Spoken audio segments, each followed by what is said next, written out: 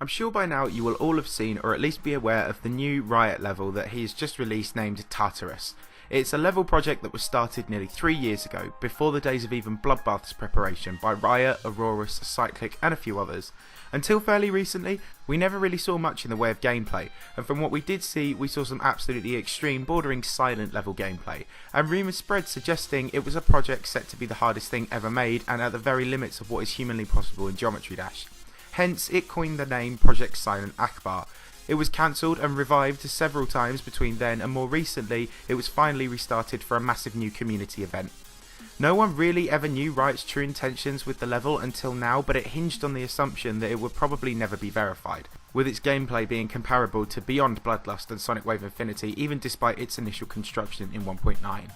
Around the turn of 2017, I can't remember when exactly, it got leaked during some Aurorus drama, and we got to see the partially completed version showcased by $C, and then a further completed version by Cypher.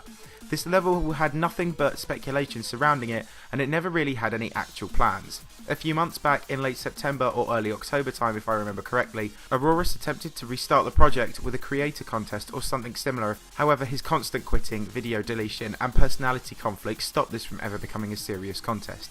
However, it did bring back the level into the community conscience.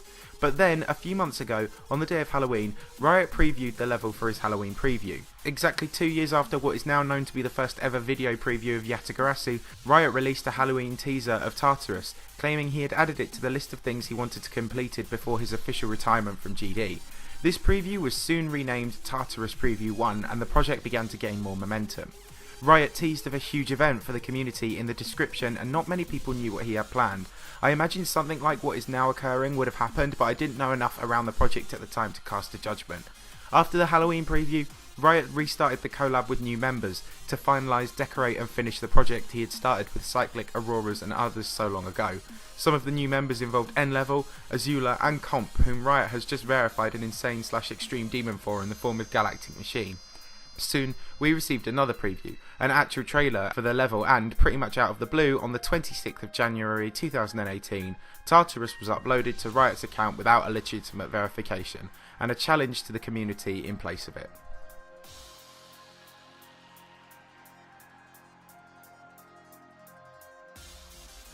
I won't dwell too much on this section, but the gameplay has more connotations than you might think, so I thought we'd take a quick look. The first thing to note is that there is Golden Age symbolism all over this level, calling back to the good old days of GD. Before 2.0, hacked clubstep themes extreme demons dominated the community, from extreme demons like Ice Cub and Diablo X to semi-impossible demons in the form of Silent Club to the totally impossible like Silent Clubstep. Clubstep themed demons were always at the very periphery of the community for difficulty or challenge, and I believe this is what inspired Tartarus in the beginning, but it is a very nice callback to the good old days of GD when it wasn't too sterile now. The beginning also bears a lot of resemblance to Silent Clubstep, with the 4-spike jump and orb spam, and with the Clubstep theme and the project name being Silent, this feels very much like a silent level that the community has been challenged with. On first observations and a bit of looking into the level, I'd say the second half of the level seems a bit easier than the first half, mainly because the leaders in the race are already making good runs on the second half, but far less so with the first. I think the disparity may be because the first half's gameplay was made to be humanly impossible in 1.9, and so is just barely graspable now.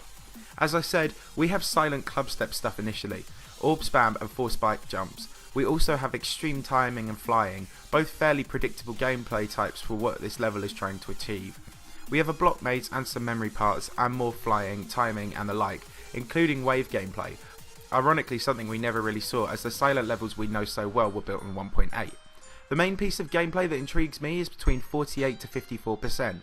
There's a tough orb spam part, again followed by an extremely difficult swing copter.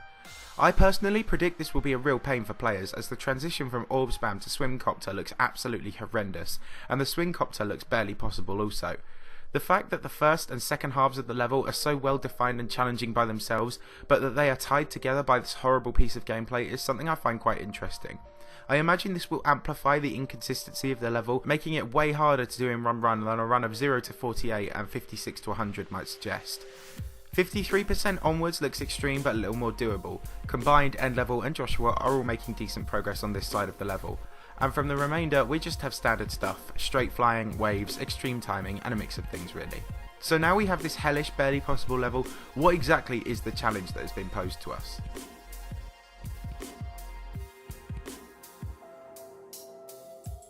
If you hated how easy the challenge by RobTop was, then this should blow your mind.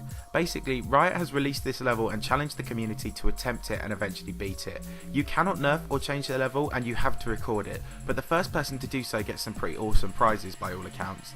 It's one of the biggest wide open contests in GD history, with the winner receiving a shout out from Riot, a channel with 200,000 subscribers, as well as a bunch of other prizes that have not yet been revealed.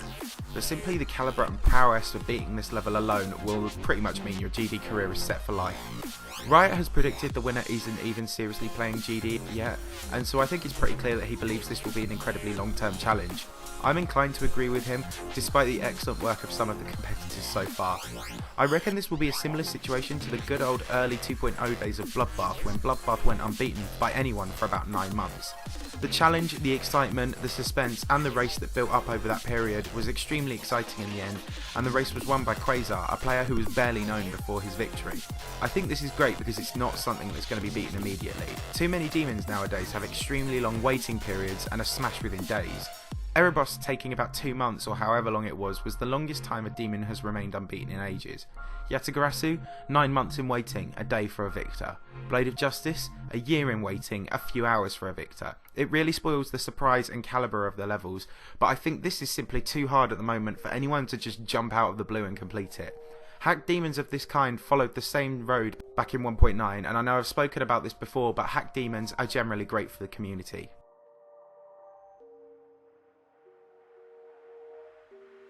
Hacked demons have historically done loads for the community. Cataclysm is the obvious example as it shapes so much of the community now, but let's also consider its spiritual competitor of 1.9, Ice Cub and Diablo X. I feel Tartarus, however unintentionally or unintentionally, combines these into a soul child that combines a hacked clubstep origin with a hellish 1.9 extreme demon theme. Cataclysm and Ice Cub and Diablo X together combined into the unit that shaped the entire community and the way it is now.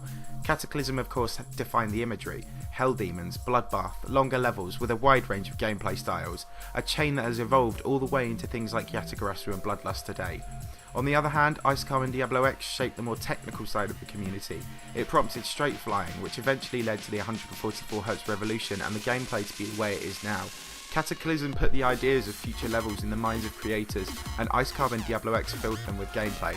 Riot was absolutely essential in the history of both of these levels, so it seems pretty apt to me that he would be the one to bring this combination into GD with a nostalgic feel, which pushes the limits with the goal of making some serious changes to the community for the better. Combine this with the potential Bloodbath length waiting time for the victor to uprise and how much that race extracted from the players of the community, and this could potentially define levels, players, the community and the community's zeitgeist for years to come. Some might say this is reading way too far into a simple 2D platform game, but with the community of millions of players who have united over a single indie platformer, a visionary with such a massive project will go a long way for this gaming community.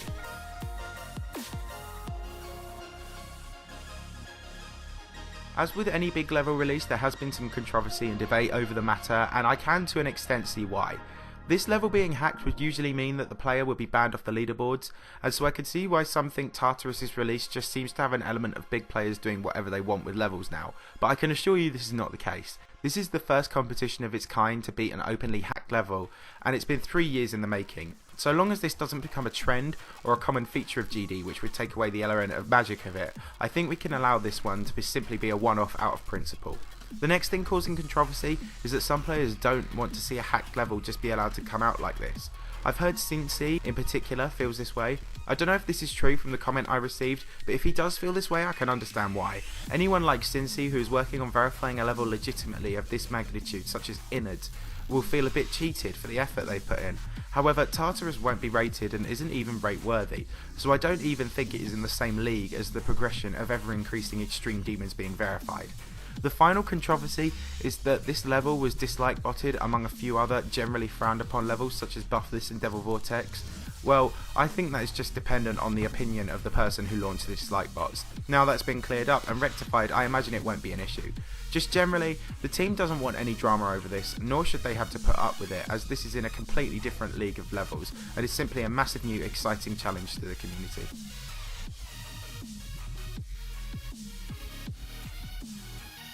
So before we wrap this up, who's doing well?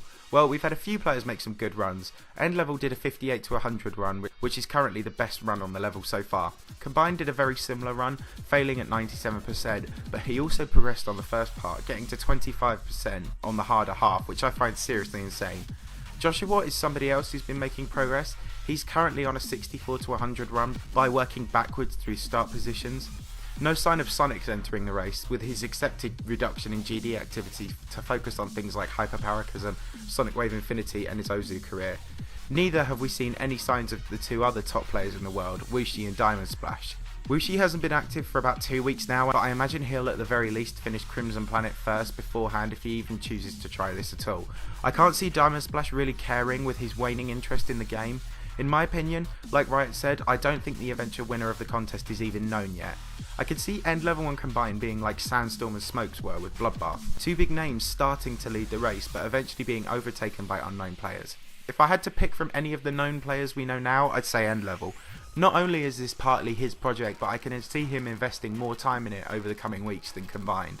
But who knows, it's really too early to accurately cast any judgment. Anyway, that's the end of the video and I hope you guys did enjoy it. If you did, please help the video out by smashing that like button, and if you're new around here, if you could subscribe then it would really help me out. Thanks a lot guys, I'll see you all soon.